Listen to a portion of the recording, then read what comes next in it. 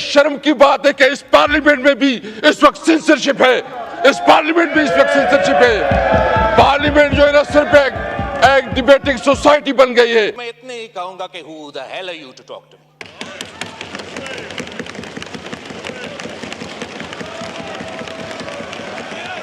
आप opposition leader के घर पे छापा मारते हैं, स्पीकर को कोई नोटिस में नहीं लाता।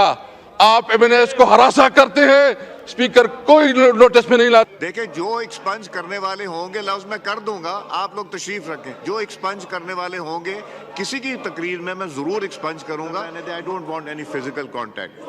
जो एक्सपंज करने वाले अल्फाज होंगे मैं एक्सपंज कर दूंगा। तो तकरीर करता था, शायद खाकाना अपना कहते हुए तकरीर करता था, और फिर जो है ना इनके आपस में एक और भी सिलसिला चलता। जितना यानी हमने बजट में 84 आवर्स 84 घंटे बजट स्पीचेस कराई है, जो तारीख का हिस्सा है। मैं बताना चाहता हूं जी, 2-2 घंटे। और इंटरेस्टिंग भी, उस वक्त लाइव चलता था, मियां साहब लाइव तकरीर करते थे। अभी तो कैमरे बंद हैं, कोई लाइव हमारा नहीं चलता।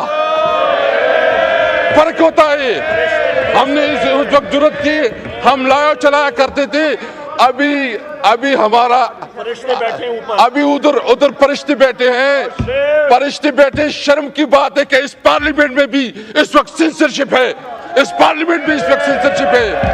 पार्लियामेंट जो है ना सिर्फ एक डिबेटिंग सोसाइटी बन गई है, और न इस पार्लियामेंट की कोई इज्जत रही है और न मुझे बताए कि आप मैं प्राइम मिनिस्टर साहब बैठे हैं, मुझे बताए इस पार्लियामेंट को आप किधर रखते हैं? आपकी रूल्स है कि जब किसी एमएनए को गिरफ्तार करना होता है तो स्पीकर से इजाजत लेनी होती है। आप अपोजिशन लीडर के घर पे छापा मारते हैं, स्पीकर को कोई नोटिस में नहीं लाता। आप एमएनए को हरासा करते हैं, स्पीकर कोई नोटिस में नहीं लाता। और आपके पार्लियामेंट, आपकी सीनियर पार्लियामेंटेरियन जाते जेल में, मुलाकात नहीं करने देती। और जिस तरह इसका इस्तेसाल, और हम सबको ये इंश्योर करना चाहिए कि वो ओथ अचक साहब ने भी हमारा कॉन्स्टिट्यूशन पढ़ा, उमर कायदे इज़्ब इख्तिलाफ भी कॉन्स्टिट्यूशन, तो कॉन्स्टिट्यूशन हम सब के लिए है।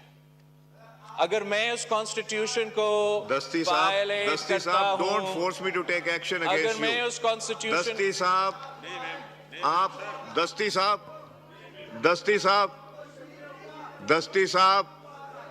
दस्ती साहब please, enough is enough now, please बस करें। माइक खोलें बिलावल साहब। जनाब स्पीकर, अगर मैं उस कॉन्स्टिट्यूशन को वायलेट करता हूं तो मुझे सजा दिलवाए, 100 दफा मुझे सजा दिलवाए। अगर कोई उस तरफ से इस कॉन्स्टिट्यूशन को वायलेट करता है तो उनको सजा दिलवाए। अगर आर्टिकल 5 के बहाने से कॉन्स्टिट्यूशन वायलेट करके अदम एतमाद के वक्त ये हाउस डिसॉल्व किया जाता है तो कॉन्स्टिट्यूशन वायलेट हुआ है। अब हम अगर ये हम पे जमहूरियत की बात करेंगे, आइन के बारे में बात करेंगे, तो मैं इतने ही कहूंगा कि who the hell are you to talk to me?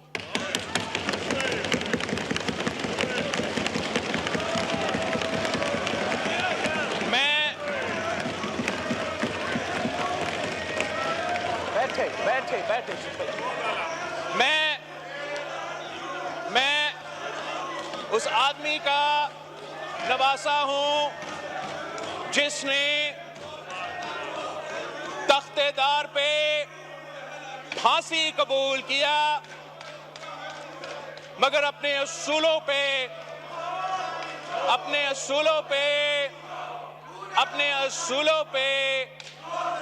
सौदा नहीं किया। ये जो लोग यहाँ हैं, जो एहतजाज कर रहे हैं, जो पिछले 3-6 महीनों से इनको जमहूरियत और आइन याद आ रहा है, वो लेक्चर देना चाहे तो एक दूसरा को लेक्चर दे, वो हमें कम से कम लेक्चर ना दे, वो हमें ना बताए पीछे हटे, सब पीछे हटे, इनको छोड़े, पीछे हटे। आगा साहब, बेग साहब, आगा साहब, सर मैंने अब इनका दो डॉक्टर तारिक इजाज चक्रानी। सर ये समझते हैं कि ये हर किसी पे झूठा इल्जाम लगाए और हम जवाब नहीं देंगे। जनाब स्पीकर, हम जवाब देंगे, इनका झूठ को एक्सपोज करेंगे।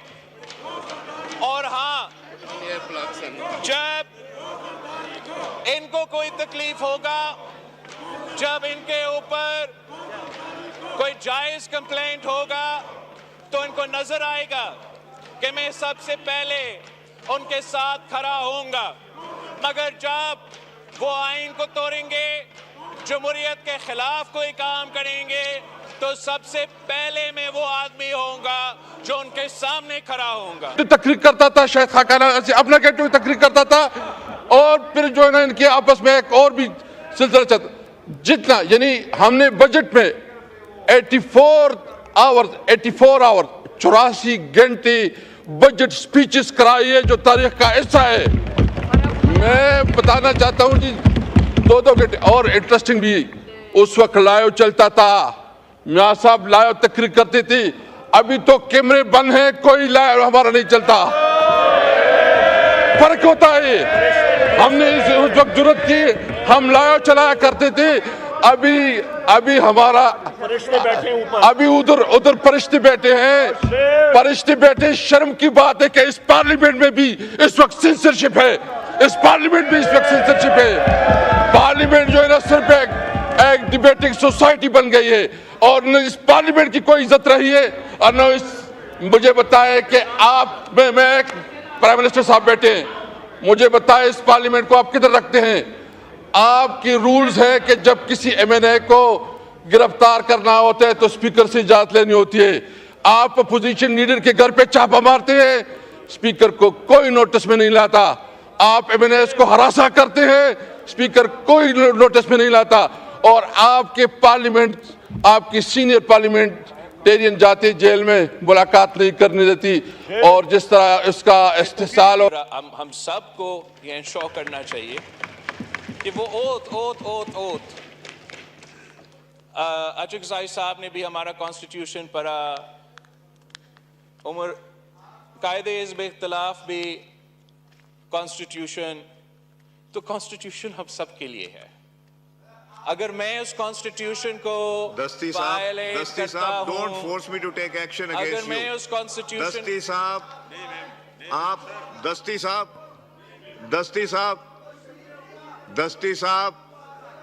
दस्ती साहब please, enough is enough now, please बस करें। माइक खोलें बिलावल साहब। जनाब स्पीकर, अगर मैं उस कॉन्स्टिट्यूशन को वायलेट करता हूं तो मुझे सजा दिलवाए, 100 दफा मुझे सजा दिलवाए। अगर कोई उस तरफ से इस कॉन्स्टिट्यूशन को वायलेट करता है तो उनको सजा दिलवाए। अगर आर्टिकल 5 के बहाने से कॉन्स्टिट्यूशन वायलेट करके अदम एतमाद के वक्त ये हाउस डिसॉल्व किया जाता है तो कॉन्स्टिट्यूशन वायलेट हुआ है। अब हम अगर ये हम पे जमहूरियत की बात करेंगे, आइन के बारे में बात करेंगे, तो मैं इतने ही कहूंगा कि who the hell are you to talk to me?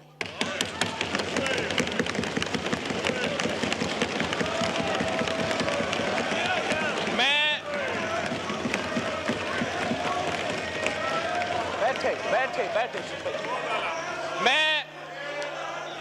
मैं उस आदमी का नवासा हूं जिसने तख्तेदार पे फांसी कबूल किया, मगर अपने असूलों पे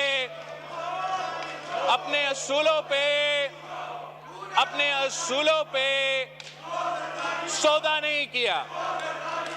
ये जो लोग यहाँ हैं, जो एहतजाज कर रहे हैं, जो पिछले 3-6 महीनों से इनको जमहूरियत और आईन याद आ रहा है, वो लेक्चर देना चाहे तो एक दूसरा को लेक्चर दे, वो हमें कम से कम लेक्चर ना दे, वो हमें ना बताए। आगा पीछे हटे, सब पीछे हटे, इनको छोड़े, पीछे हटे। आगा साहब, बेग साहब, आगा साहब, सर मैंने अब इनका दो डॉक्टर तारिक इजाज जकरानी। सर ये समझते हैं कि ये हर किसी पे झूठा इल्जाम लगाए और हम जवाब नहीं देंगे।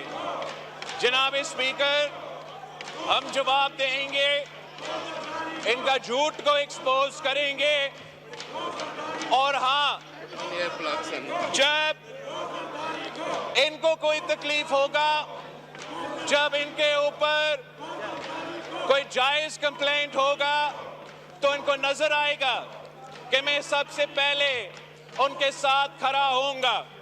मगर जब वो आइन को तोड़ेंगे, जमहूरियत के खिलाफ कोई काम करेंगे, तो सबसे पहले मैं वो आदमी होऊंगा जो उनके सामने खड़ा होऊंगा।